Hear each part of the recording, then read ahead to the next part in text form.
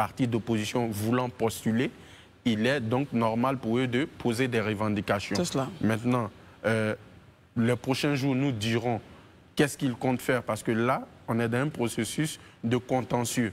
La liste n'est pas encore officielle en tant que telle. C'est après la fin du processus de contentieux qu'on dira qu'on a enfin la liste électorale qui va permettre de concourir à la présidentielle d'octobre 2025. Très bien. Élisée, votre regard justement sur ce point de presse et les éléments de langage qui ont été tenus? Moi, je peux comprendre les propos du professeur Danon Didier. C'est des propos de frustration. Oui. Moi, je peux comprendre parce qu'ils avaient vraiment souhaité voir le président Laurent Gbagbo sur la liste. Donc, je peux comprendre que dans cette frustration-là, on tienne de tels propos. Ça peut se comprendre, c'est humain. Mais après, il faut voir aussi la pertinence des propos. Est-ce que ces propos-là, tels qu'évoqués, est-ce que ces propos-là sont à propos? Je pourrais l'exprimer ainsi. Moi, je pense que le PPACI nous a, depuis des mois, je veux dire, disons même depuis l'annonce du fait ou du retrait de Laurent Gbagbo sur la liste électorale, le PPACI lui-même a donné la voie. C'est-à-dire de résolution de ce problème. Comment? Et il a dit que la voie... On a reçu ici M. Jean-Gervais Théidé, secrétaire général. Oui. On a reçu ici le président exécutif, M. Danon Didier. Eux-mêmes ont reconnu sur ce plateau que la question de la réinscription du président Laurent Gbagbo sur la liste électorale est une question purement politique. C'est politique. Mais dès l'instant qu'on dit c'est politique, où est la responsabilité de la commission électorale indépendante dans le fait que le président Laurent Gbagbo soit sur la liste? La responsabilité de la commission électorale indépendante est où ici? La commission électorale indépendante a été formelle et claire là-dessus. Le retrait du président Laurent Gbagbo sur la liste électorale là repose sur un acte juridique qui a été reçu par la justice ivoirienne qui dit que comme le président Laurent Gbagbo est condamné, il est déchu de ses droits civils et politiques, donc il ne peut faire partie de la liste électorale. C'est la justice, donc c'est le politique, c'est l'exécutif. Mais où est le rôle de la CEI ici? À un moment donné, je peux comprendre qu'on ait beaucoup de griefs contre la CEI, mais vraiment, posons les problèmes à chaque niveau et puis essayons d'y apporter des solutions. Ne faisons pas d'amalgame, on met tout dans un panier, en même temps il y a des crabes, il y a des poissons, il y a des escargots, il y a tout, c'est pas normal. Moi je crois que je peux, et je le dis, je suis vraiment, moi de nature, hein, je suis très compatissant, vraiment de la situation que le PPACI traverse actuellement. Et c'est normal qu'ils soient vraiment frustrés de ne pas voir le nom de leur leader sur la liste électorale. C'est normal qu'ils soient frustrés. Mais il ne faut pas, parce qu'on est frustré aussi, orienter l'esprit ou la pensée des gens vers le canal qui n'est pas le bon. Parce que le canal, pour moi, choisi, à savoir, ou du moins le bouc émissaire choisi, que la CEI n'est vraiment pas le responsable de cette situation. Elle n'est pas responsable. Le responsable de cette situation, et eux-mêmes l'ont dit, c'est le politique. Et c'est à travers un dialogue politique qu'ils pourront résoudre cette question-là. La preuve, ils ont fait des courriers au Premier ministre. Et moi-même, je me fais fort ce soir d'être même leur porte-parole auprès de l'exécutif. Pour dire que, en tout cas, je plaide auprès du Premier ministre qu'on ouvre peut-être le dialogue et qu'on discute de cette question de façon claire et franche. Et que définitivement, vraiment, ce contentieux-là soit balisé. Mais franchement, il ne faut pas qu'on nous fasse croire que c'est du ressort de la responsabilité de la CEI qu'on ne voyait pas le président Laurent Gbagbo sur la liste électorale. Ça, par contre, je trouve que ce n'est pas honnête, ce n'est pas juste. Herman, quel postulat justement vous avez vis-à-vis de ces éléments de langage et le fait que le PPACI condamne justement l'absence du nom de leur leader sur le listing électoral provisoire? Moi, je vais sur la question de l'absence du président Laurent Gbagbo sur la liste électorale, quoique ce n'est pas lui seul qui est absent, mais sur sa question spécifique. La dernière fois, lorsque vous avez reçu ici le président exécutif de PPACI, le professeur Danon Didier Menkafé, et je crois qu'il a été très pédagogue sur la question. Mais pour revenir même aux propos du président de la CEI hier, lorsqu'il faisait la cérémonie de remise des différents fichiers pour la liste électorale. Et c'est lui-même qui a reconnu que la décision de la Cour africaine de justice des peuples est une institution supranationale qui est au-dessus des juridictions des États. Et ce qui le dérangeait sur la question, c'est qu'au niveau de l'État ivoirien, il n'y a pas eu de note pour appliquer cela. Donc tant que Parce qu'en réalité, il n'a pas remis en cause la décision de la Cour africaine de justice et des peuples sur la question du procès qu'il y a eu, on pourrait le dire, sur la question de l'absence de Laurent Gbagbo sur la liste électorale. Donc voici ça.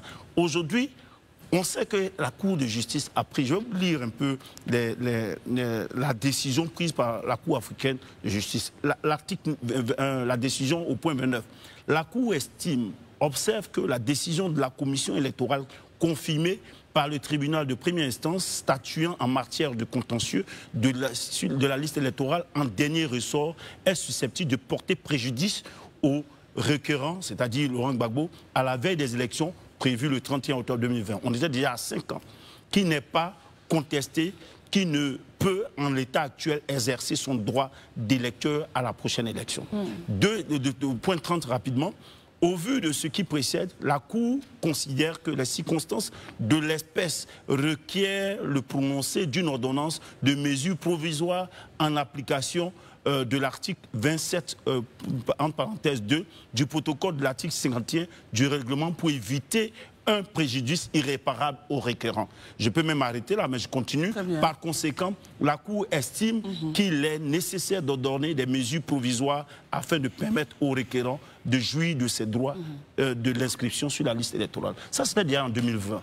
Et depuis là, l'État ivoirien n'a pas observé, n'a pas donné une suite à cette décision d'une Cour de justice qui est supranationale. Quelle est la position de la Côte d'Ivoire, Herman? Quelle est la position de la Côte d'Ivoire vis-à-vis de la Cour, justement? Aujourd'hui, je sais que la Côte d'Ivoire, à un moment donné, a dit qu'elle ne se reconnaît pas cette Cour de justice, mais au moment des faits, au moment de ces plaintes-là, de délibérer, c'est qu'on était signataire, on était bien signataire de la charte de la Cour africaine de justice. Mais quand je finis là, tout à l'heure on parle de questions politiques. Ce qui gêne un peu de l'absence de ces personnalités sur la liste électorale, c'est que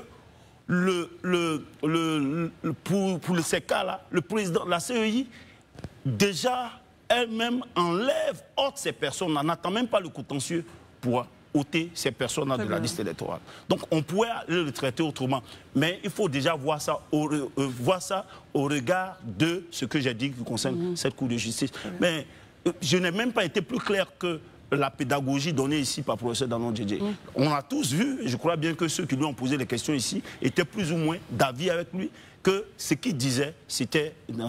On est dans un processus électoral, on a quelques mois. Si on ne fait pas en sorte que chacun ne se sente pas à l'aise dans son droit, je pense bien que, vous voyez, les déclarations qui étaient plus ou moins musclées, je pourrais le dire, des gens ont peur de ces mots, du professeur Danon Djedje, qui arrête pour le PPACI toute leur mission sur le terrain pour prendre des décisions concernant cela. Je pense que ça fait un peu des prémices de violence, des prémices de crise dans le processus électoral. Je crois qu'on doit pouvoir l'éviter. Très bien. Daouda, quel regard Herman estime que les propos tenus, ou la situation serait prémisse de conflits et de crises in fine? Quel est votre postulat au total de cette prise de parole face à la presse ce jour? Ce sont les opinions d'Herman. Moi, j'ai mes opinions en moi.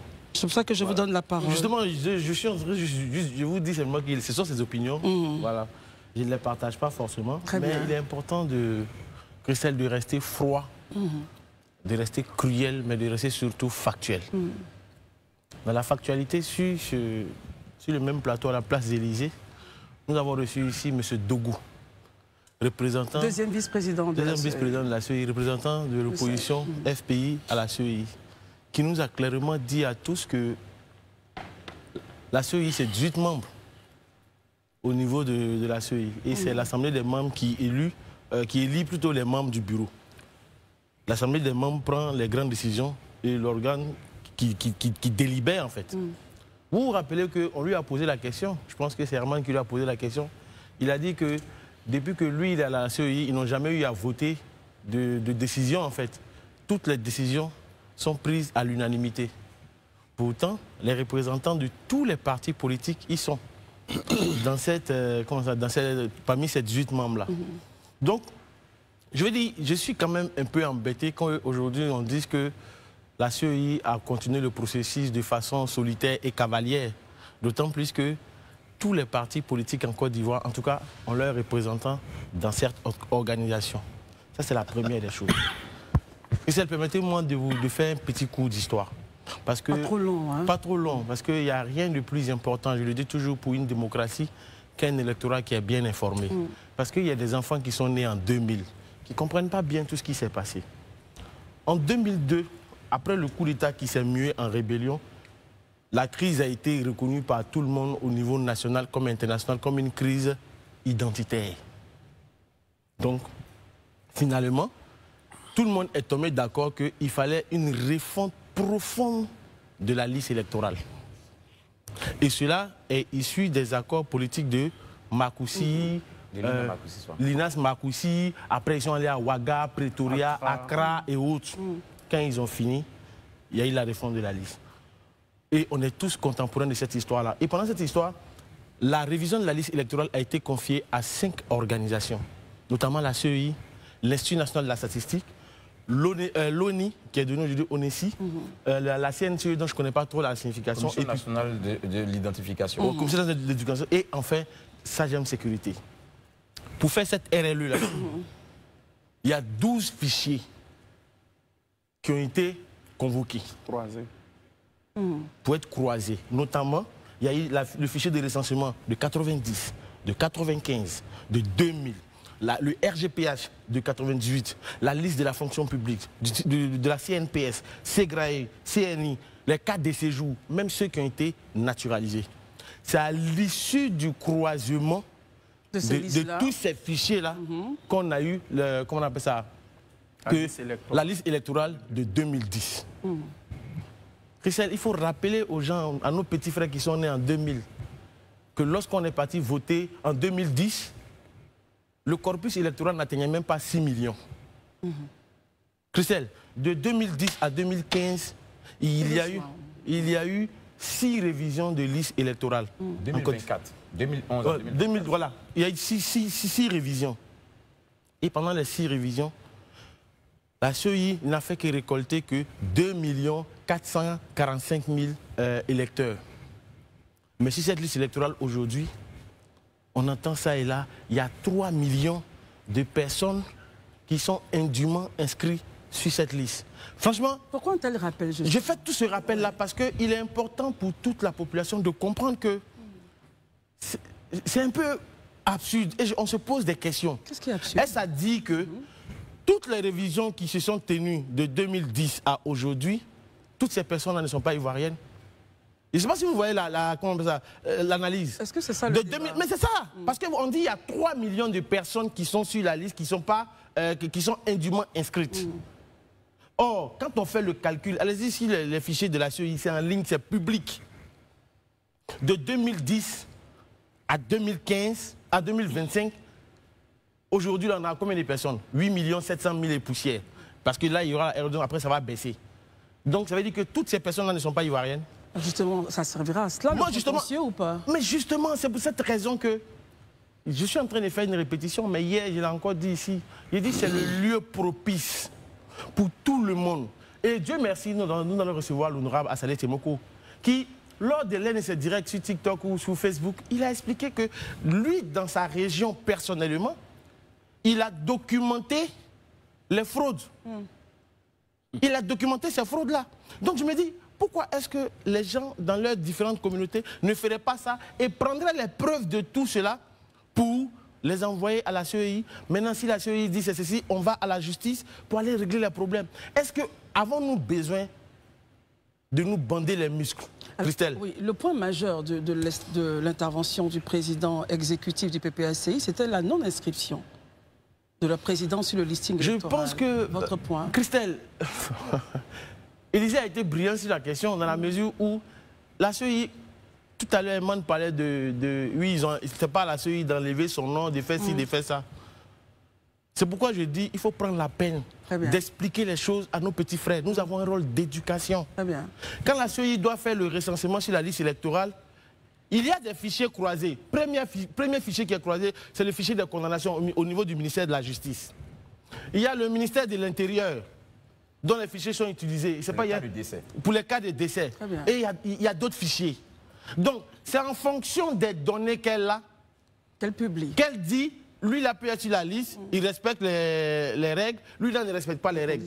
Mais ne pas le dire aux gens, Christelle, à la télévision nationale, c'est faire preuve de mauvaise foi, selon moi. En tout cas, vous n'en faites pas selon vous. Hein? D'accord. Et personne ici n'en fait, en tout cas, j'espère. Marius Komoué, quel est votre regard, justement? On va directement sur le point de la non-inscription, et cela a été condamné par le PPACI. Comment est-ce que vous appréciez cette situation? Avec beaucoup d'amertume. Puisque sur ce même plateau, nous en avons appelé à la magnanimité du régime au pouvoir, et plus singulièrement du président Ouattara. Nous en avons également appelé à son sens élevé du pardon, vu qu'aujourd'hui, c'est lui qui a les rênes du pouvoir d'État. Hier, c'était le président Gbagbo qui faisait de lui un candidat, y compris, et comme Daouda l'a fait tout à l'heure, c'est un exercice intéressant qu'il ait fait de rappeler justement l'histoire, d'appeler l'histoire en témoignage. Mais la même histoire en témoignage nous ramène à dire effectivement que lorsque justement on a soi-même bénéficié d'un décret découlant de l'article 48 à la suite d'accords entre les protagonistes de la crise ivoirienne de 2000 jusqu'en... C'était en 2005, à Pretoria. Ils se sont accordés qu'il fallait être candidat. Et même le président Laurent Gbagbo a été plus loin, en étendant justement les accords de Pretoria à l'ensemble des signataires des accords de Lina Marcoussis. Il ne faut pas perdre de vue cette étape-là. Pourquoi des gens, ils parlaient de rébellion, pourquoi des gens avaient pris des armes par le passé? On ne va pas refaire l'histoire. Mais non, on ne le fera pas, mais il faut rappeler l'histoire. Et donc nous voulons éviter justement cela à la Côte d'Ivoire. Aujourd'hui, les propos tenus par le PPACI nous interpellent. C'est pour ça que je vous ai parlé d'amertume. C'est cela. Que dit le PPACI à travers son président exécutif, M. Danon Didier, que nous avons reçu sur ce plateau? Les mots qu'ils ont utilisés là, ce n'est pas des mots simples. Quel mot selon vous? C'est un homme politique d'envergure, M. Danon Didier. Et il ne parle pas en son nom. Il parle au nom d'un parti politique et non des moindres. C'est quand même le parti de M. Laurent Gbagbo. Que dit-il? Il dit le PPACI demande à ses militants de se tenir prêts pour les futurs mots d'ordre relativement justement à l'inscription de M. Laurent Gbagbo sur la liste électorale. Il va plus loin en disant que le PPACI rassure qu'aucune irrégularité ne restera sans réponse. Une irrégularité sur quoi? Sur la question de l'inscription de M. Laurent Gbagbo sur la liste électorale. On ne fera pas encore l'histoire, mais je l'ai dit. Quand on a braqué une banque, moi, je ne veux pas qu'on s'asseye à la maison. Parce que nos lois disent, quand on braque une banque, on va en prison. On a été acquitté après une condamnation, et après un procès long et tout ça. Passons à autre chose aujourd'hui en Côte d'Ivoire.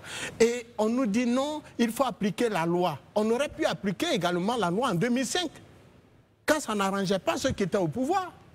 Mais les accords ont permis justement à ce qu'on fait fi de la loi et d'inscrire tout le monde sur la liste électorale, y compris M. Ouattara. Donc, je vous en prie, moi je le dis, nous, on n'est pas au cœur de la sphère des décisions. Mais nous sommes justement ceux qui supportent et subissent juste les actions de nos hommes politiques qui malheureusement mettent à mal certaines l'unité nationale et la cohésion sociale. Nous demandons pardon. Il faut qu'on aille au plus pressé parce que l'élection d'octobre 2025, c'est pour après-demain. Et donc, il serait bon que... Et nous faisons confiance. Et ça, je le dis de façon et je termine. Nous faisons confiance au président de la République. Nous ne doutons pas, comme on aime l'expliquer, on a notre jargon en Côte d'Ivoire de dire, nous ne doutons pas qu'il pourra sortir dans le dos de tous ces détracteurs ou de tous ceux qui pensent qu'ils ne seraient pas capables de prendre une décision permettant justement à tous ceux qui souhaiteraient être candidats, en tout cas en ce qui concerne les acteurs politiques, de l'être. Et nous en appelons véritablement à sa magnanimité sur la question. Très bien, on écoute Barry, Herman et on termine avec Élisée. Barry, votre Christelle, point. moi je pense qu'il ne faut pas être alarmiste. Je pense que les hommes politiques ivoiriens, que ce soit de l'opposition ou du parti au pouvoir, à un moment donné, savent ce qui est bon pour le pays. Ils savent que la stabilité ne s'achète pas, elle se construit. Donc il y a des décisions qui peuvent être prises, qui n'arrangent pas un certain camp ou un autre et qui créent des polémiques. Mais quand il s'agit de la CEI, il faut s'interroger. Depuis 2000, qu'est-ce qui s'est passé? Les acteurs politiques ont changé de position. Mais il y a eu toujours le problème parce que chaque opposant d'aujourd'hui ou d'hier indexait la CEI pour des problèmes dont la CEI n'était pas forcément responsable. Monsieur Honoré Guié, en 2000, s'est fait agresser ici. Tout le monde le sait. À la veille, lors de l'élection qui a opposé le président Gbagbo, à paix à son âme, le général Gueye. Le Premier ministre Robert Begré-Mambé a été accusé de tous les noms. Il a été obligé de démissionner en 2010. C'était le président de la CEI à l'époque. Feu Youssouf Bakayoko, qu'est-ce qu'on n'a pas entendu? Vous voulez dire tous ceux qui sont passés par là? Tous ceux qui sont passés par là, on leur a collé une étiquette. À un moment donné, il faut se poser les questions. Qu'est-ce qui se passe? Qu'est-ce qui bloque? Ici, ce que le PPACI reproche à la CEI, c'est une question d'ordre politique. On va beau le dire, on va beau le répéter, mais c'est un fait. Un problème politique se résout par une décision purement politique. Donc celui, pour moi, qui a la solution au problème posé par la CEI, c'est le président Alassane Ouattara ou c'est l'Assemblée nationale pour une loi d'amnistie. C'est aussi simple que ça. Donc, il faut que le dialogue continue et il ne faut pas oublier l'inclusivité. Très bien. L'élection présidentielle de 2010, je finis par là, au premier tour, je crois, il y avait 88% de taux de participation parce que tous les candidats étaient représentés. Donc, il faut travailler de telle sorte que l'élection soit la plus inclusive possible. Très bien, messieurs. Herman et Élisée, on va partager les 3 minutes pour passer à l'autre sujet. Herman, on prend je voulais, au-delà de tout ce qu'on a dit concernant le cas Laurent Gbagbo, je voudrais faire observer une chose. La dernière fois, le professeur Danon Djedje a quand même eu à le dire, parce que j'ai suivi. Il a donné 2 aspects qui nous avaient même échappé en tant que journalistes. La qualité de celui qu'on jugeait. En tant qu'ancien président, Laurent Gbagbo aurait eu le droit dans son procès que s'il était jugé par un tribunal spécial. La Haute Cour de justice. La Haute Cour de justice. Est-ce la Haute Cour de justice qui l'aurait condamné? On oublie aussi qu'il n'était pas présent au moment du procès. Ça, je veux dire, comme on le dit, c'était un procès politique. Je ne vais pas venir discuter sur la décision de justice, mais il faudrait qu'on trouve effectivement des solutions à cela. Autre chose, pour terminer rapidement, en 30 secondes. Aujourd'hui, vrai ou pas, on est à la période du contentieux. Il nous revient que des personnes qui ne seraient pas, qui auraient perdu leurs parents et autres, ces parents décédés là, seraient sur la liste électorale. Il faudrait que la CEI, sur ces questions-là, essaie de voir de sorte qu'on ait une liste potable et qui puisse garantir, au-delà de l'inclusion qui est réclamée, qui puisse faire en sorte que le processus soit transparent et équitable pour tous les candidats. Très bien. Élisée, on termine avec vous. Alors, au total, si je comprends bien, ce qui ressort, c'est la voie politique. C'est la solution politique pour régler donc ce problème-là. Élisée, on termine avec vous sur ce point.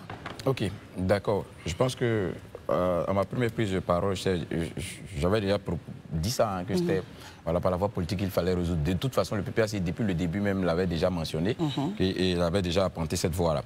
Je voulais juste revenir sur des faits qui me semblent importants. Quand, et moi, je le dis, je crois que moi je suis foncièrement mu par la justice et j'ai mal quand je vois des gens qui subissent une injustice à tort. Franchement, excusez-moi, peut-être d'autres vont dire, mais quel est cet acharnement à vouloir spécifiquement prendre fait et cause pour la CEI?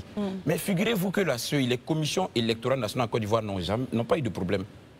Alors même si 2000... Qu'est-ce qui faisait le problème? Mais le problème, c'est les acteurs politiques. Les acteurs politiques. La CNE, la Commission nationale électorale, dirigée par Honoré Guié en 2000, proclamait les résultats de l'élection tranquillement. Qui a stoppé la proclamation des résultats? Parce qu'à l'époque, il n'y avait pas le parti politique à l'intérieur.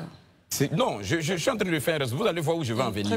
Il proclamait tranquillement les résultats comment les résultats ont été interrompus? Les résultats ont été interrompus par le général Guèye, qui a estimé que les résultats n'étaient pas dans son sens, qui a fait stopper et qui s'est proclamé vainqueur. En 2010, les résultats ont été donnés tranquillement au premier tour. Au second tour, qui a bloqué les élections? C'est encore les politiques. On a tous les images qui ont fait le tour du monde. Ça, personne ne peut le nier. C'est les politiques qui ont stoppé la proclamation des résultats. Donc, quoi, le en 2010. Non, je viens. En 2010, c'est les politiques qui ont bloqué encore la proclamation des résultats. Encore, on voit que les politiques sont en train de faire encore le procès de la CEI. Mais quand vous regardez le cheminement, la commission électorale n'est pas le problème. Le problème, c'est les acteurs politiques qui refusent d'assumer leurs responsabilités, de reconnaître leur part de responsabilité dans le déficit démocratique et dans le refus de respecter la démocratie. Ça, il faut avoir l'honnêteté de le reconnaître. On retourne de faire le procès de la CEI. L'élection, là, tu t'en vas, si quelqu'un est venu mettre une dedans pour dire tu as gagné, tu as gagné. Il n'y a pas de débat dans ça. Ça, c'est pas vraiment... Il faut qu'on sorte de ça et que les Ivoiriens aillent sur le terrain pour travailler. Allons au point de solution, il est 30. C'est ce que je suis en train de dire. Est-ce qu'il faut que les partis politiques sortent de la CEI? Mais Christian, ça c'est mon postulat depuis longtemps. Il faut que les partis politiques sortent de la CEI. La dernière fois, j'étais très heureux d'entendre le professeur Danon Didier lui-même ici dire qu'il me rejoignait, que vraiment il est d'accord avec moi, qu'on en soit là. Et je suis content. Moi, je suis content d'applaudir des deux mains. Au moins, un dialogue politique va se faire. Ils vont décider eux-mêmes de se retirer de la CEI. Et puis, on va confier la CEI à des citoyens. Parce qu'en Côte d'Ivoire, ici, là, il y a des gens qui ont la haute responsabilité de la question de l'État et qui peuvent conduire la CEI tranquillement. Très bien, on termine. Ouais, on termine. La solution que je te donne, oui, solution rapidement, 30 secondes. 30 secondes. Pour ma part, je pense que la CEI aujourd'hui porte en elle-même les gemmes du mal. Parce que elle a été créée pourquoi? Parce que c'était pour, comme j'ai fait l'histoire, c'était pour sortir d'une situation de crise. Oui, c'est bien ça, sortir d'une situation de crise. Parce qu'il y avait une crise identitaire. Aujourd'hui, tout ça est passé. Ça fait 15 ans que le pays est stable. Donc, solution? Solution, ramener l'organisation des élections au ministère de l'Intérieur. Point barre. Tous les politiques sortent du système. Parce que même si aujourd'hui, Christelle, tu mets Jésus-Christ, Mahomet, le Bouddha à la tête de la CEI, ils y trouveront quelque chose à redire. Très bien, on termine avec votre point de solution. Solution directe, Marius. Non, solution, écoutez, la CEI aux mains de la société civile, tout simplement. Très bien. Les politiques qu'ils sortent, et puis qu'on confie encore moins par la CEI au ministère de l'Intérieur, parce que le ministère de l'Intérieur est parti intégrante donc d'une élection en Côte d'Ivoire et partie prenante, étant entendu que c'est le pouvoir qui est en place. Mais la CEI aujourd'hui, dans sa nouvelle configuration, si elle devrait exister, devrait naturellement être aux mains de la société civile dans sa grande majorité. La solution pour moi, il faudrait que le pouvoir accepte l'opportunité d'un dialogue politique avec l'opposition pour régler ensemble les questions. Parce qu'au-delà de la question du listing, de la révision de la liste électorale, il y a d'autres enjeux, d'autres défis qui restent. Très bien. Barry, on a déjà pris votre point de solution. Oui, moi, la solution est purement politique. Alors, messieurs, après avoir parlé de la conférence de presse qui a été donnée par le PPACI aujourd'hui, justement pour énoncer tous les sujets que dont nous avons parlé, allons maintenant regarder ce qui se passe du côté de l'Organisation internationale de la francophonie. Il y a donc toujours un contentieux. Non, alors le contentieux, on vous demande, vous, population, d'aller regarder la liste et puis voir s'il y a des personnes qui doivent y être ou des personnes qui y sont mais qui ne devraient pas y être pour justement faire vos réclamations. Alors je ne sais pas s'il y a un contentieux qui va se lever du côté de l'OIF avec l'AES, mais bref, on constate donc des communiqués sont venus de ces différents pays-là, l'effet de dire, écoutez, nous sortons de l'Organisation internationale de la francophonie. Il s'agit du Mali, du Burkina Faso et du Niger. Barry, votre point, on sait bien que ces pays-là avaient été sanctionnés depuis 2022, justement, par cette organisation. Quel commentaire vous en faites? Oui, tout à fait, Christelle. L'Organisation internationale de la francophonie a pour principe, parmi ses principes fondamentaux, c'est le respect du processus démocratique. Donc, c'est une suite logique. Ces trois pays-là ont été sanctionnés. Il faut dire aussi qu'ils ne sont pas seuls. Antérieurement, tous les pays qui ont connu des coups d'État militaires ont été sanctionnés par le passé. Mais avec l'AES, on a vu que depuis un moment, ils sont dans une logique. La logique que j'appelle toujours celle de Carl Schmitt. Face à des difficultés, l'État trouve des ennemis pour justifier un certain nombre de problèmes. Donc moi, c'est comme ça que j'explique cette posture de l'AES. Parce qu'on accuse l'OIF, tout comme on a accusé la CEDEAO hier. Depuis un moment, le contentieux qu'ils ont eu avec la France ils ont un problème avec tout ce qui est en rapport avec la France. Donc c'est une suite logique. Mais cette organisation, l'OIF, il faut qu'on dise réellement qu'est-ce qu'elle fait. Voilà, l'OIF, il y a la culture, il y a la mobilité au niveau universitaire, il y a l'association même universitaire de la francophonie qui fait beaucoup de choses. Les fonctionnaires de ces pays-là, les jeunes citoyens de ces pays-là ont quand même participé à des projets de mobilité qui leur ont permis d'avoir des expériences. Donc l'OIF n'est pas forcément une entité politique comme on veut nous faire croire. Elle a beaucoup de palettes dans son assiette. Et je pense pour moi que c'est une décision souveraine. Ils sont libres de partir. Très bien. Le Rwanda avait eu maille à partir avec la France. Aujourd'hui, la directrice de l'OIF, elle est rwandaise. C'est l'ancienne ministre des Affaires étrangères. Le Rwanda est quand même membre du Commonwealth. Justement, on peut être membre de l'OIF et membre du Commonwealth. L'OIF ne prend personne en otage, à mon sens. Très bien. Daouda, ne sont-ils pas cohérents dans leur démarche, justement, les pays de l'AES, en quittant, justement, l'Organisation internationale de la francophonie? Oui, ils sont très cohérents. Ils sont très cohérents et c'est la suite logique. Parce que quand aujourd'hui ils décident de sortir de la francophonie, pour moi, c'est encore un coup de communication. Toujours, faut exister par tous les moyens. C'est-à-dire? Il faut qu'on sache. Non, parce qu'aujourd'hui, Christelle, le véritable chantier que ces pays, au défi auquel ces pays sont confrontés, c'est la lutte contre le terrorisme. Est-ce que vous saviez que dernièrement, pas plus tard que la semaine dernière, il y a eu des attaques au Burkina? Oui, tout à fait. Où 2 positions des postes de police ont été pris pendant des heures par des djihadistes. On ne communique pas sur ça. Mais chaque fois, il faut communiquer sur le fait qu'on est sorti de l'OIF. Bon, que tu sortes de l'OIF, que tu ne sortes pas de l'OIF. L'État burkinabé estime que ce sont des fake news, hein, justement. Ça, vraiment, je pense que des médias très sérieux ont relayé cette information-là. Donc, du coup, eux, comme ils sont dans la propagande à tout moment, ils diront que ce sont des fake news, ce sont leurs droits. Mais moi, pour moi, ils sont sortis, c'est une décision souveraine.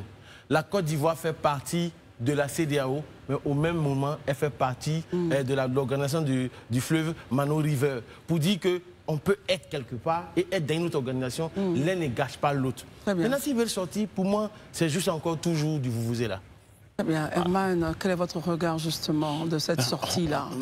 Est-ce que sortir veut dire qu'on rejoint une autre organisation ou on reprend stratégiquement nos États? Quand on dit sortie, moi je pense que depuis les différents coups d'État dans ces pays respectifs-là, l'OIF avait déjà pris la décision de les suspendre. Donc depuis là, moi je pense que ces pays-là vivaient sans l'OIF, se débrouillaient pour avancer. Donc ils sont venus, dans leur élan de souveraineté, ils sont venus juste acter quelque chose que l'OIF avait comme tout de même. Parce que jusque-là, l'OIF n'a pas donné d'agenda par rapport à leur réintégration. Donc, nous ne faisons pas croire que hier, ils étaient encore à l'OIF et qu'aujourd'hui, ils sont sortis de l'OIF. Ils avaient été suspendus. Donc, ils n'avaient plus tout ce qui concernait les idées fondatrices de l'OIF, l'éducation et autres, n'avaient plus de coopération dans ce sens-là. Quand je finis de dire ça, moi, j'estime qu'aujourd'hui, ces pays-là, je sais que ça fait mal que ces pays-là quittent, créent leur communauté. Les défis des attaques et autres là vont toujours subvenir. Ça pourrait faire mal à qui? Ils font toujours l'effort de les adresser et ils avancent. Ils sont même, pour vous donner l'information, ils sont aujourd'hui à une banque d'investissement au niveau des gens où ils ont sorti 500 milliards pour cela. Ils ont bougé, comme les Ivoiriens le disent. Acceptons cela et puis laissons-les construire avec les expériences, les challenges qu'il y a dans leur région, accepter leur communauté. Peut-être, aujourd'hui on a vu le président ghanéen qui est venu ici même dans une visite de travail, enfin, d'amitié avec la Côte d'Ivoire. Après cela, il allait signer des accords avec ces pays, avec le Burkina. Donc les gens avancent. Très bien, et chacun perd des plumes de part et d'autre, mais chacun essaie de se forger dans sa zone. Très bien. Il nous reste 4 minutes, messieurs. Marius, on va la partager avec Élisée. En 1 minute, j'aurais peut-être assurément bouclé. Très bien. Alors, ils sont dans leur logique, Daouda l'a dit, et c'est une logique compréhensive, dans la mesure où, en quittant la CEDEAO, il n'envisageait pas véritablement tourner le dos à des pays frères, comme par exemple la Côte d'Ivoire et tous les autres États de la CEDEAO. Mais c'était une expression de ras-le-bol. C'est la même expression de ras-le-bol qu'ils expriment avec justement l'Organisation internationale de la francophonie. Et tenez-vous bien, quand vous prenez le Niger, par exemple, en rompant ses relations diplomatiques et militaires avec la France, a débaptisé en octobre dernier des rues et des monuments de sa capitale qui portaient des noms de Français à des noms désormais de personnalités locales. Mais au-delà de cet aspect, même le centre culturel franco-nigérien a également changé de nom. Non, ils sont dans leur logique. Alors, laissez-les, comme Herman l'a dit, aller dans leur logique et on verra demain ce que ça va. Puisque de toutes les façons, on sent le Togo qui veut les rejoindre, on sent le Ghana qui est en train de signer des accords, ils font leur petit bonhomme de chemin. Très bien. Élisée Boloube, l'OIF finalement perd les 3 pays. Mais moi je vais être factuel, c'est leur droit. Voilà, ils peuvent quitter l'OIF, ils peuvent quitter la CEDEAO, ils peuvent quitter l'UEMOA, c'est leur droit de quitter qui ils veulent, de faire ce qu'ils veulent. Pendant qu'ils quittent aussi, ils peuvent s'encoquiner avec la Russie sur le minerai qu'ils lui ont gracieusement cédé. Mais toujours est-il que, comme on le dit à Abidjan, conseille pas ses conséquences qui conseillent. Ça veut dire quoi? Voilà, ça veut dire qu'on vous parle, vous n'écoutez pas. Allez-y. Quand vous allez cogner le mur, vous allez tirer vos leçons. Parce qu'aujourd'hui, là, ils sont sortis de l'AUF, ils sont sortis de tout ce qu'ils sont en train de sortir. Moi, je vais juste comprendre une seule chose. Est-ce que la lutte contre le terrorisme a évolué? Aujourd'hui, ils ont la totalité de leur intégrité territoriale. Est-ce qu'aujourd'hui, l'électricité est 24 heures sur 24 à Bamako? Est-ce que les industriels arrivent à pouvoir faire avancer leur industrie? C'est le plus essentiel. La population a besoin de vivre, la population a besoin des choses factuelles, concrètes. Sinon, les discours populistes ou les annonces populistes, on a quitté. Ce n'est pas les premiers à le faire, ils ne seront pas les derniers à le faire. Très bien. Alors, moi, mon point, il nous reste 1 minute. Et justement, peut-être qu'avec vous, Barry, on va essayer de réfléchir à cela. Finalement, Élysée, enfin, le point d'Élysée, c'est qu'ils vont aller se cogner le mur. C'est quoi se cogner le mur? Est-ce que régler les problèmes de sécurité voudrait dire qu'on ne devrait pas avoir d'autres objectifs, d'autres enjeux de souveraineté? Non, en fait, Christelle, moi, le problème n'est pas une question de cogner le mur ou pas. Moi, je pars sur des faits. Le Royaume-Uni, à un moment donné, a décidé que l'Union européenne ne l'arrangeait plus. Mais qu'est-ce qu'ils ont fait pour sortir de l'Union européenne? Ils ont organisé un référendum, ils ont interrogé les populations. Les populations ont voté le oui. Le Brexit. Ils ont engagé des négociations avec l'UE qui ont duré 3 à 4 ans. Ils sont sortis. Aujourd'hui, ils continuent de coopérer tranquillement. Quand on veut sortir d'une organisation dont les actions impactent directement les populations, quand on a une certaine considération de sa population. On organise un référendum et on verra si la population est d'accord, oui ou non. Mais il faut sortir de la diplomatie de l'émotion. C'est très important. Très bien, Barry. L'OIF a des avantages et des inconvénients. Je suis d'accord. Ça va être complexe. Mais ce n'est pas un problème en tant que tel. Alors, ça va être complexe, messieurs.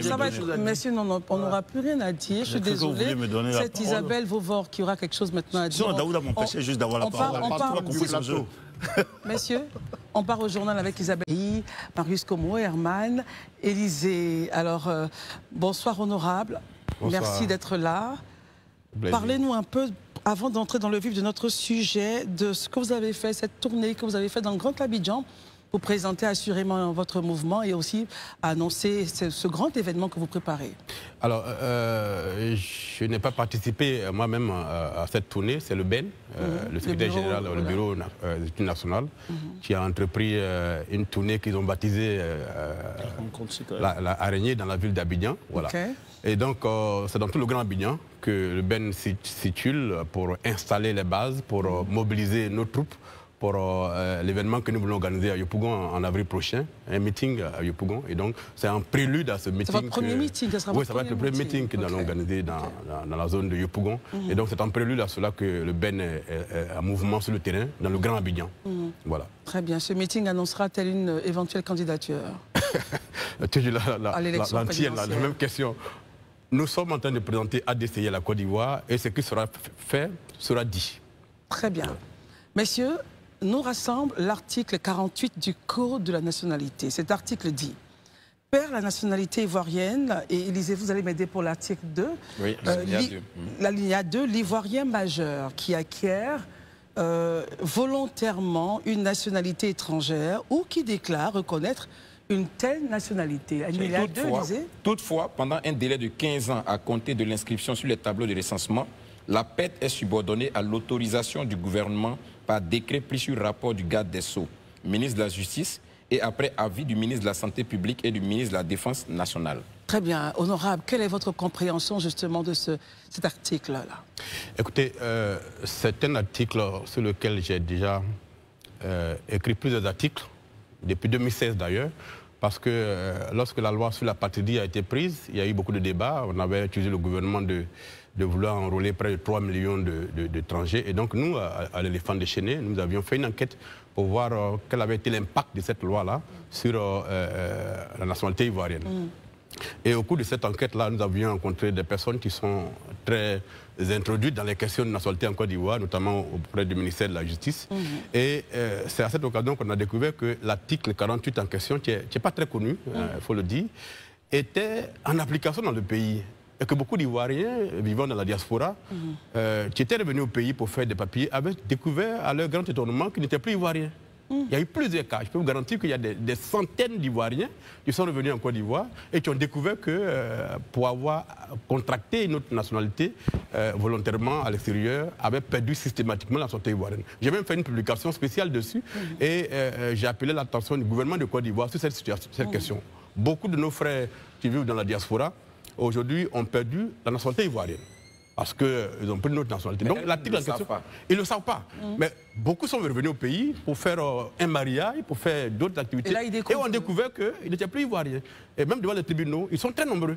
Et donc nous, on avait fait une enquête dessus, on avait publié un grand dossier dessus. Et on avait appelé le gouvernement à ce que cette loi-là soit réformée afin que nos frères ivoiriens qui doivent participer au développement du pays ne perdent pas leur nationalité. On commencera par vous, Barry. Question. Alors, honorable, aujourd'hui, on est dans un contexte électoral. On sait très bien ce que les interprétations de la loi ont apporté comme problème à la Côte d'Ivoire.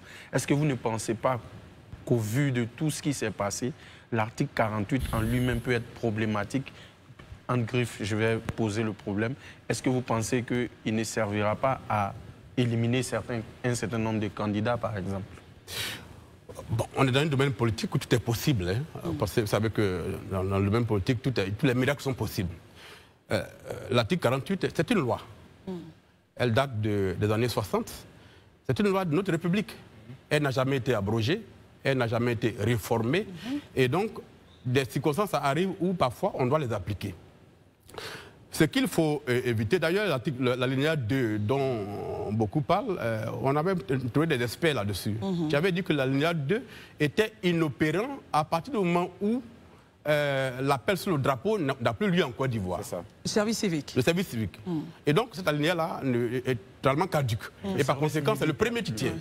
Donc, le deuxième, on ne le prend plus en compte. Et donc, l'article 48 aujourd'hui est opposé à M. Thiam, puisque il est clair qu'il a contracté notre nationalité.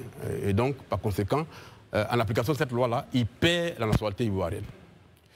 Après ce débat-là, je pense qu'il ne faut pas le lier à M. Thiam. Je pense qu'il faut le mener de façon globale par rapport à tous nos frères et sœurs qui sont dans la diaspora, à qui cet article s'applique alors même qu'ils ne connaissaient pas son existence. Et donc, il faut laisser le Conseil constitutionnel, qui déjà, me semble-t-il, avait déjà tranché cette question sur d'autres cas, prendre sa décision et en ce moment-là, tout le monde pourra s'allier là-dessus. Élisée, question, commentaire? Oui, c'est vrai qu'on a lu tout à l'heure, mais monsieur le député, mais vous êtes d'accord avec moi que tout le monde n'a pas forcément une connaissance juridique. Tous ces Ivoiriens qui nous suivent aujourd'hui, même au-delà de la frontière ivoirienne, qui nous suivent, est-ce que vous pouvez, en des thèmes plus simples, leur expliquer ce que dit en réalité cette loi-là? En des thèmes vraiment assez basiques, pour qu'on soit tous au même niveau d'information. Bon, rapidement, je vais vous le schématiser. Dans les années 70, le président Houphouët-Boigny avait voulu introduire la double nationalité en Côte d'Ivoire. Il avait le Parlement à sa disposition. Un Parlement monocolore, absolument tous PDCI. Mais les Ivoiriens, à travers leur Assemblée nationale, avaient rejeté la notion de double nationalité. Donc la Côte d'Ivoire est un pays qui ne reconnaît pas la double nationalité. Justement, cette loi de 64, c'est elle qu'il faut réformer en introduisant la double nationalité.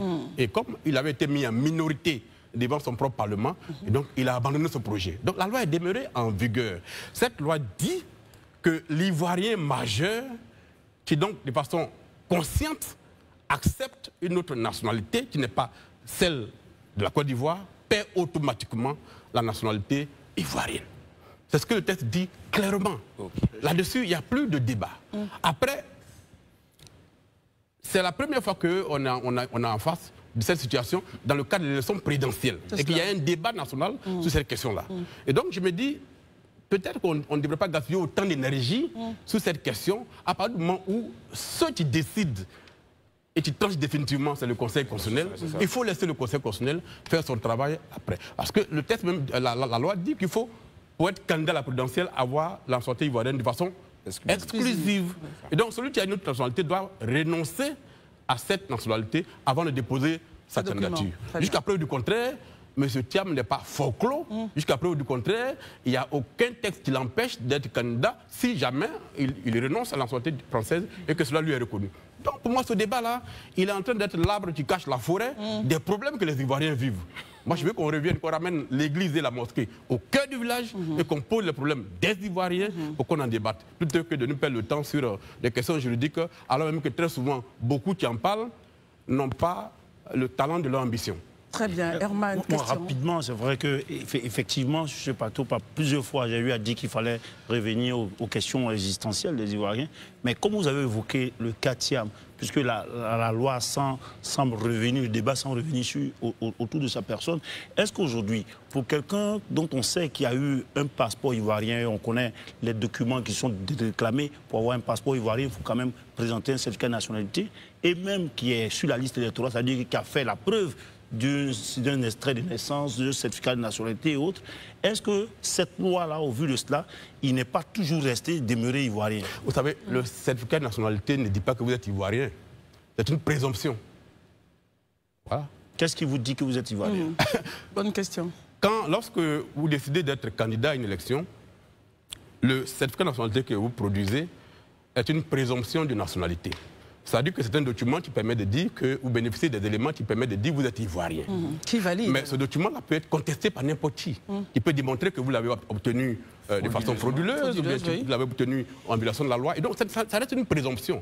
Le passeport que vous avez, vous fournissez un certificat de nationalité pour le produire. Ça reste aussi une présomption. Mais lorsqu'il s'agit maintenant d'être candidat, quand vous êtes candidat à l'élection municipale ou bien législative, il y a ce qu'on appelle une lettre que vous faites sur votre honneur, où vous dites: je suis signé à Salé Timoko, atteste sous l'honneur n'avoir jamais utilisé une autre nationalité.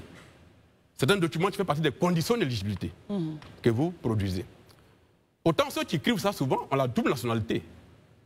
C'est le jour où le débat va arriver devant le Conseil que vous allez découvrir qu'il y a des lois qui sont là, qui vont les empêcher d'être candidats. Voilà comment je peux vous répondre. Moi, ma question, est-ce qu'un Ivoirien, quelqu'un qui n'est pas Ivoirien, peut se retrouver sur une liste électorale? Du moment où c'est un corpus électoral qui est prévu pour mais la preuve est là, je vous dis que moi j'ai fait une enquête sur les questions de fraude sur la nationalité ivoirienne. Et je vous dis qu'aujourd'hui, il y a des personnes qui ne sont pas ivoiriennes, mais qui ont un certificat de nationalité avec lequel ils ont pu s'enrôler sur la liste électorale. M. Thiam serait dans un cas de fraude? Non, je ne dis pas M. Thiam, je dis que tous ceux qui sont sur la liste électorale ivoirienne ne sont pas forcément des gens qui bénéficient de façon réglementaire de la loi ivoirienne. Très bien, ok. Monsieur Komoé. Honorable, pensez-vous pas qu'au regard de tout ce que vous avez développé, n'y a-t-il pas lieu aujourd'hui de réviser justement cet article pour limiter ces abus potentiels? Mais nous sommes parfaitement d'accord avec cela. D'ailleurs, ADCI, c'est un de nos éléments de langage. Nous disons que cette loi-là, elle est totalement caduque. Peut-être que dans un contexte post-indépendance, avait son sens. Mais aujourd'hui, avec l'évolution du monde, avec l'intégration des populations, tout ça, ce texte-là, il doit être amendé, il doit être même abrogé. Et nous, c'est une des choses que nous ferons très rapidement quand nous aurons les possibilités d'agir là-dessus. Très bien. Alors, il faut rappeler, vous l'avez dit sur ce plateau, que l'alinéa 2 n'est plus pris en compte. Oui, il n'est plus pris en compte parce que le service militaire en Côte d'Ivoire n'est plus en vigueur. Très bien, messieurs. Voilà. Oui, moi, je voulais juste rebondir. Ce n'est pas une question, mais c'est un peu une contribution. J'ai sous les yeux ici un arrêt signé de M. Francis Vaudier, Vous vous rappelez un peu. Et voilà ce que l'arrêt dit qui me semble vraiment pertinent qu'on partage avec tout le monde. Il dit que, considérant que les dispositions de l'article 48 alinéa, c'était un arrêt qu'il rendait par rapport à une plainte, quelqu'un qui opposait à la candidature de quelqu'un qui voulait être député, un certain Soalio. Voilà, et il dit que les dispositions de l'article 48 alinéa 1 du Code de la nationalité ivoirienne ne permettent pas au sieur Tioté Richard Soalio de conserver dorénavant la nationalité ivoirienne, alors même qu'il reconnaît, bien après sa majorité, entre parenthèses 40 ans révolus, à la date de sa naturalisation en l'an 2007, avoir acquis volontairement la nationalité française. Mais ce qui est plus intéressant, c'est ce qui suit. Il dit, considérant que c'est à tort que les autorités ivoiriennes ont délivré à l'intéressé, ayant perdu désormais la nationalité ivoirienne par l'effet d'acquisition de la nationalité française, les 4 nations d'identité ivoirienne et d'électeurs exclusivement réservées aux Ivoiriens conformément à l'article 3 du Code électoral. Monsieur Olivier, justement, comment comprendre ce que j'ai dit. Je vous ai dit que j'ai enquêté sur cette question et que nos tribunaux ivoiriens ont refusé à des Ivoiriens vivant dans la diaspora qui ont contracté notre nationalité, qui étaient venus faire un document en Côte d'Ivoire, de leur délivrer un certificat de nationalité parce qu'ils avaient perdu la nationalité ivoirienne. C'est un acte qui est posé au quotidien. Regarde l'article 48. Ce sont des centaines d'Ivoiriens qui ont perdu leur nationalité sans le savoir. Et qui sont venus en Côte d'Ivoire, qui ont découvert qu'ils n'étaient plus ivoiriens, ils sont retenus. Mais ce que je veux noter ici, c'est-à-dire que même s'il a supposé, ce que j'entends dans la décision, c'est-à-dire à supposer même que vous avez fait un certificat de nationalité, vous avez même une carte nationale d'identité, le magistrat, c'est-à-dire que Mais ça ne le lit pas justement. Voilà. Tout ce que vous produisez comme papier administratif, ça ne lit pas le magistrat qui interprète la loi au moment où il doit prendre une décision. C'est ce que ça veut dire. Barry Honorable, en fait, comme vous l'avez dit, vous avez fait des enquêtes sur cette histoire de nationalité. Il y a eu beaucoup de problèmes politiques surtout. Et c'est généralement à la veille des élections que ces problèmes-là ressurgissent. Alors, après vos explications, on se rend compte que c'est un problème au quotidien, en fait, que l'Ivoirien est censé rencontrer. Aujourd'hui, pour vous, en tant que député de la Nation et ayant travaillé sur ces questions-là, quelles sont les solutions idoines pour régler une bonne fois pour toutes les polémiques liées à la nationalité en Côte d'Ivoire? Alors, c'est une vaste question. Il y a beaucoup d'éléments qui rentrent en jeu. La première chose à faire en Côte d'Ivoire, pour la question de nationalité, c'est d'auditer notre état civil. L'état civil en Côte d'Ivoire est une bombe. C'est une bombe? Tout le monde le sait. Tout le monde sait que l'état civil est une bombe. Ça veut dire que ça concerne des éléments confidentiels. Il est poreux, il est bourré d'anomalies, il est le terreau à toutes les fraudes, tout le monde le sait. Donc il y a un audit à faire. D'ailleurs, la dernière fois au Parlement, j'avais demandé au ministre de la Justice pourquoi est-ce qu'on ne séparait pas les registres de naissance des Ivoiriens et des étrangers en Côte d'Ivoire. Ailleurs, à côté, au Burkina, au Mali, au Bénin, c'est séparé. Mais en Côte d'Ivoire, les enfants nés de parents étrangers et les enfants nés de parents ivoiriens sont tous déclarés dans le même registre. Pour nous, c'est une porte ouverte à toutes les manipulations. Et donc, il faut auditer et réformer l'état civil. Deuxième chose, il faut intégralement réformer, je veux dire, quel est le mot que je voulais utiliser? Informatiser l'état civil. Vous savez qu'il y a dans les sous-préfectures, quand vous voyez l'état civil, ça fait absolument pitié. Les registres sont même le sol, des pailles simples. Les pages qui sont déchirées.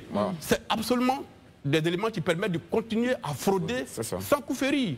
Et donc, il faut réformer cela. Au-delà de ça, toutes les personnes qui s'amusent, qu'elles soient de nationalité ivoirienne, de nationalité étrangère, à contribuer à aider des gens à acquérir de façon totalement illégale notre nationalité, il faut les traquer et les punir de la façon la plus sévère. Nous avons reçu récemment le ministre de l'Intérieur à l'Assemblée.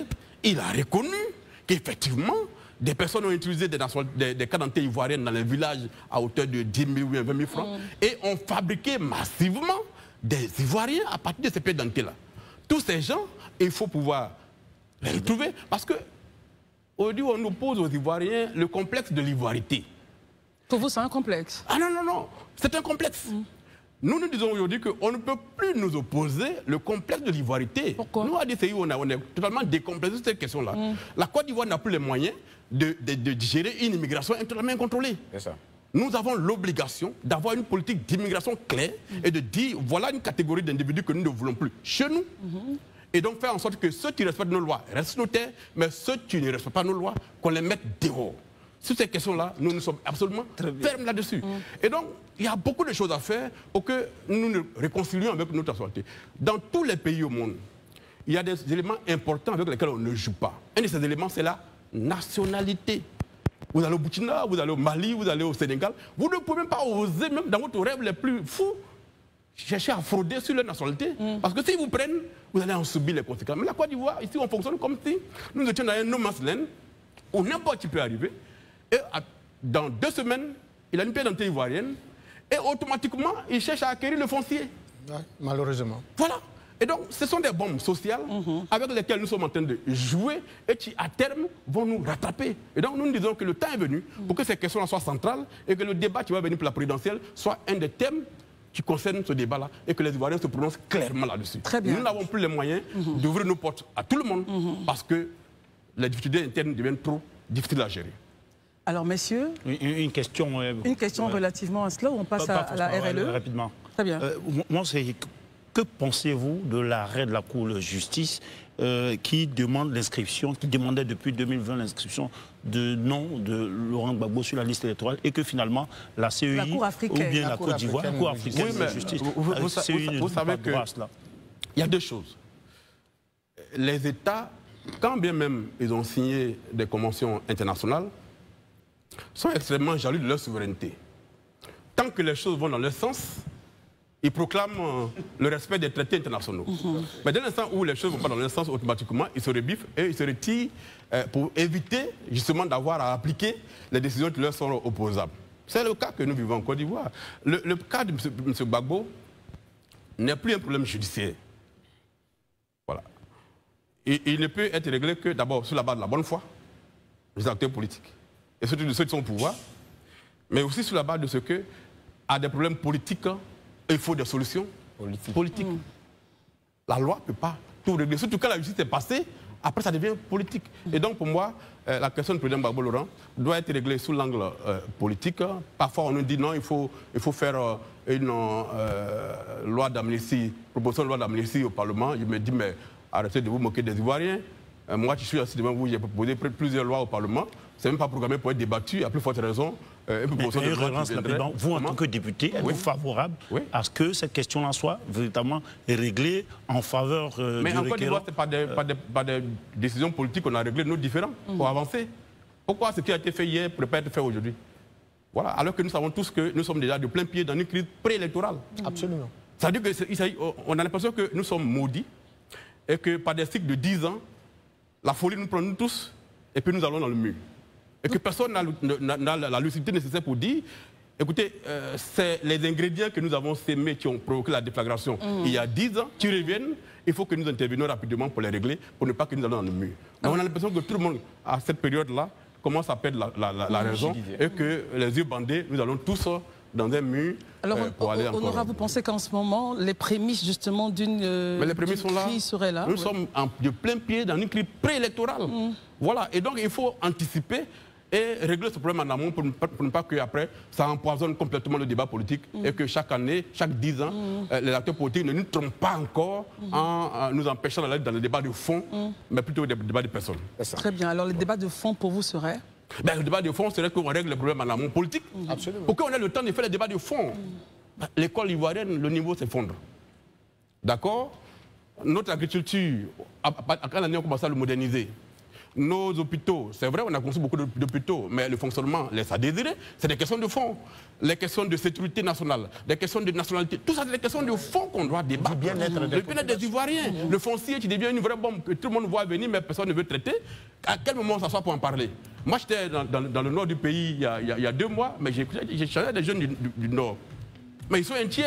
Ah oui. Ils voient des gens débarquer dans leur village, en moins de 2 semaines, dans une quarantaine ivoirienne, et puis ils veulent accaparer leur terre. Au nord de la Côte d'Ivoire? Au nord de la Côte d'Ivoire. Principalement où? À Sirasso, à Perké, j'y étais. Donc c'est des questions de fond que nous devons traiter dans le calme, plutôt que d'apprendre l'environnement avec les questions de qui va être éligible, qui n'est pas éligible. Très bien. Alors on aura votre dernier mot. Ben, écoutez, je voudrais vous dire merci. Merci de m'avoir permis d'être là. la Côte d'Ivoire se réforme, la Côte d'Ivoire se projette, et donc nous allons faire la politique autrement.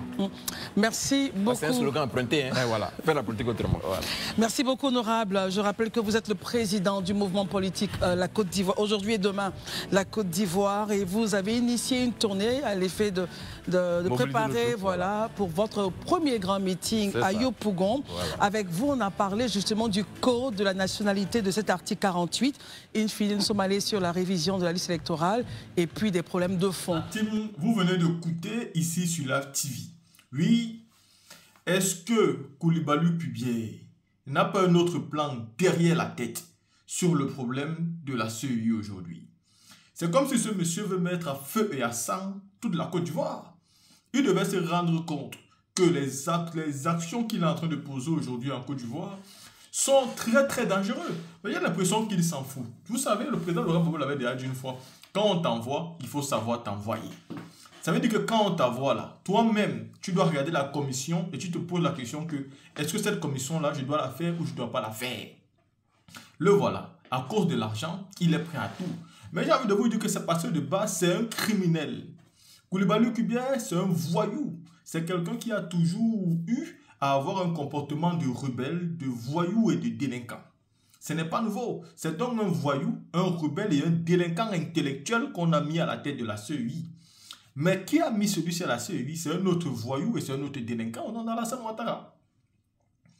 Au nom d'Alassane Ouattara, voici donc deux personnalités. Une qui gère totalement le pays en maître parce qu'il est le chef suprême de l'armée et l'autre qui gère les élections.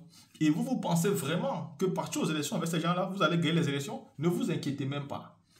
Ne vous inquiétez même pas. Sur la même chaîne de télévision, vous avez écouté le débat pour nous parler de l'article 48. Cet article qui nous dit déjà que Tidjane Thiam ne saurait être candidat, que sa candidature sera refusée. Moi, j'ai même déjà envie de vous dire qu'avant même d'arriver au dépôt de la candidature, attendez même d'abord que cette femme-là du PDC qui a porté plainte à Tidjane Thiam, attendez d'abord que Tidjane Thiam soit assigné devant le juge. Qu'on le voit d'abord en confrontation, il va perdre ce procès. Il va perdre ce procès et il perdra la tête du PDC RDA. C'est tout organisé, c'est tout orchestré pour qu'il n'aille pas loin.